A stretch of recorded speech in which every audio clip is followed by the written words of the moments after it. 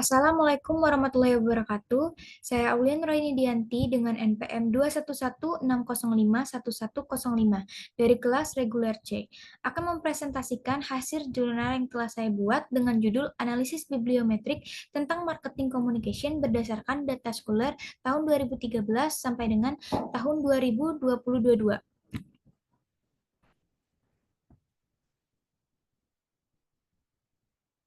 Adapun topik yang akan kita bahas yaitu abstrak, pendahuluan, tinjauan pustaka, metode penelitian, hasil dan pembahasan, dan yang terakhir kesimpulan. Yang pertama ada abstrak. Penelitian ini mengkaji perkembangan penelitian dengan topik pembahasan marketing communication.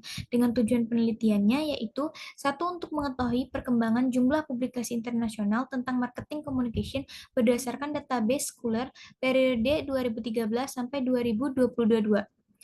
Yang kedua, untuk mengetahui citasi terbanyak pada jurnal publikasi ilmiah dengan topik marketing communication.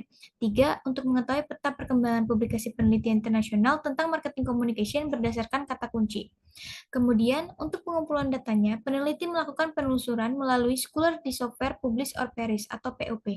Dan untuk tren peta perkembangan terkait topik ini dianalisis dengan menggunakan software Viewer. Adapun kata kunci yang dipakai pada jurnal ini yaitu bibliometrik, marketing communication, dan Viewer. Selanjutnya, pada pendahuluan, kita dapat mengetahui definisi dari marketing communication, di mana menurut Kencana Mesilapavikai yang dipublikasi pada tahun 2016, menjelaskan bahwa komunikasi pemasaran merupakan bagian integral dan kompleks dari upaya pemasaran yang bertujuan untuk menginformasikan, membujuk, dan mengingatkan konsumen untuk menggambarkan secara langsung atau tidak langsung semua pesan dan media yang dikomunikasikan tentang produk dan merek yang mereka jual. Adapun manfaat dari marketing communication yaitu untuk meningkatkan brand awareness secara efektif dengan pesan yang konsisten dan kuat, dan untuk menciptakan customer experience dengan efektif dan lebih baik. Seperti yang kita ketahui, customer saat ini tidak hanya mencari produk atau layanan favorit saja. Mereka pastinya menginginkan pengalaman yang persis seperti mereka inginkan. Lalu, untuk tujuan analisis bibliometrik, bertujuan untuk mengevaluasi hasil artikel ilmiah dan memetakan bidang ilmu, menelusuri perkembangan pengetahuan baru dalam bidang tertentu, sehingga kita dapat mengetahui jurnal inti dalam publikasi internasional terkait marketing communication.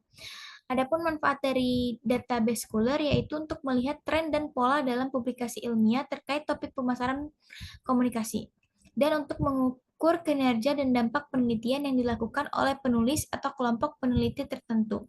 Oleh karena itu, analisis bibliometrik marketing communication berdasarkan database Scholar dapat memberikan wawasan yang sangat berguna bagi para peneliti dalam memahami tren dan isu terkini dalam ilmu pemasaran komunikasi atau marketing communication.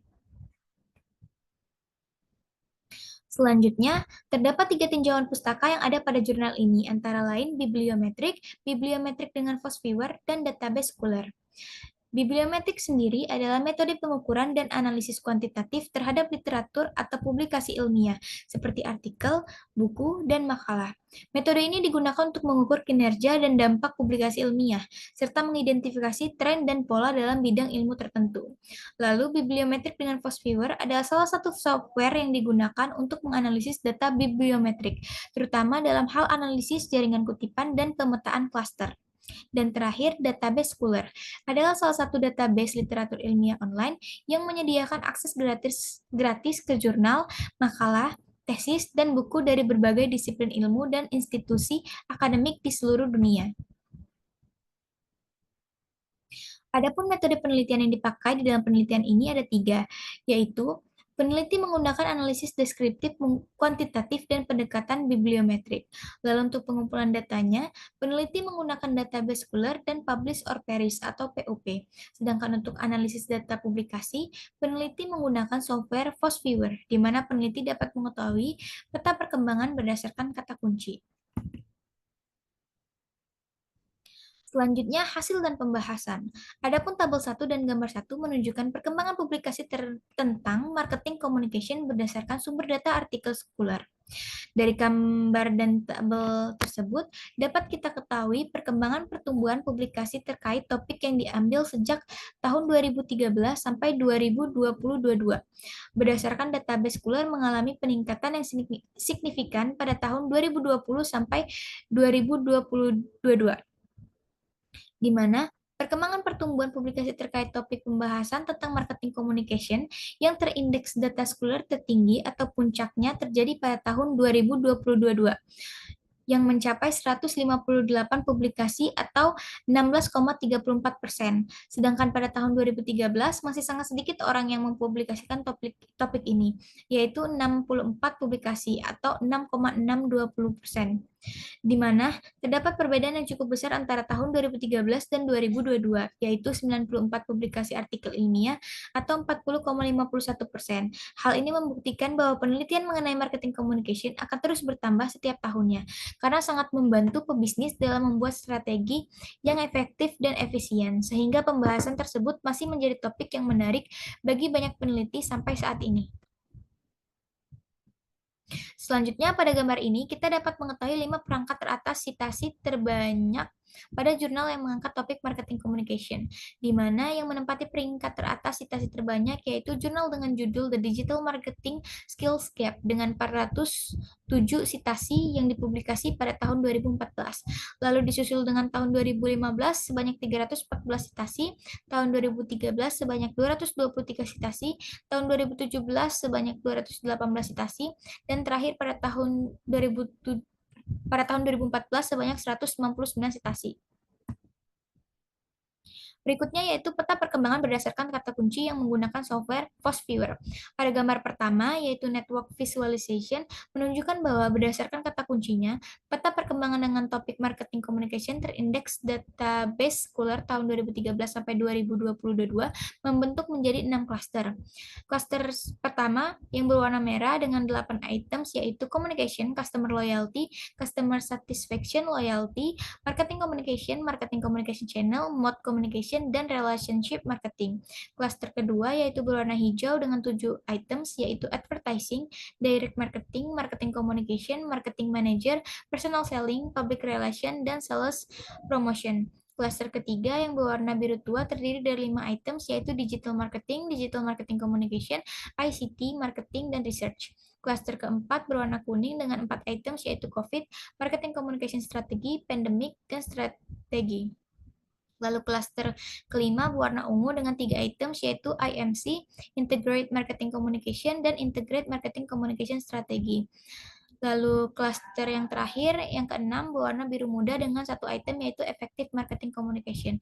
Dan pada gambar tersebut pula kita dapat mengetahui 3 peringkat teratas kata kunci yang banyak dicari yaitu Marketing Communication dengan 474 occurrences, Marketing dengan 326 occurrences, dan kata kunci terakhir Communication dengan 277 occurrences.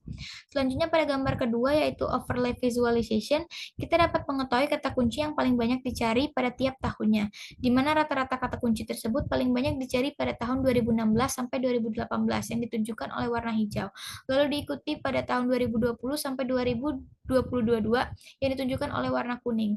Sedangkan kata kunci tersebut masih jarang dicari pada tahun 2013 sampai 2015 yang ditunjukkan oleh warna biru, yang mana pada tahun tersebut masih sedikit orang yang tertarik untuk mencari tahu dan memperdalam topik pembahasan tentang marketing communication, sehingga tidak banyak kata kunci yang keluar.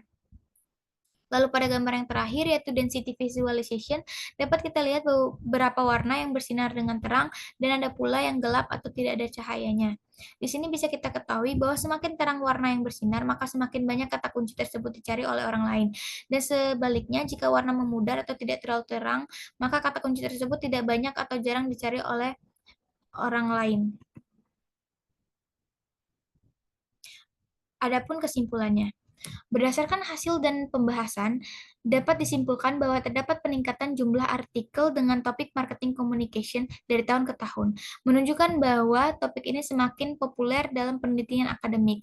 Dan menurut database Scholar perkembangan pertumbuhan dengan topik ini terjadi pada tahun 2020 sampai 2022 dan dengan puncaknya di tahun 2022, yaitu dengan 158 publikasi atau 16,34%. Lalu citasi terbanyak dengan 407 citasi dengan jurnal yang berjudul The Digital Marketing Skills Gap yang dipublikasi pada tahun 2014. Kemudian dengan menggunakan software Postviewer didapatkan bahwa peta perkembangan publikasi ilmiah marketing communication terbagi menjadi 6 klaster.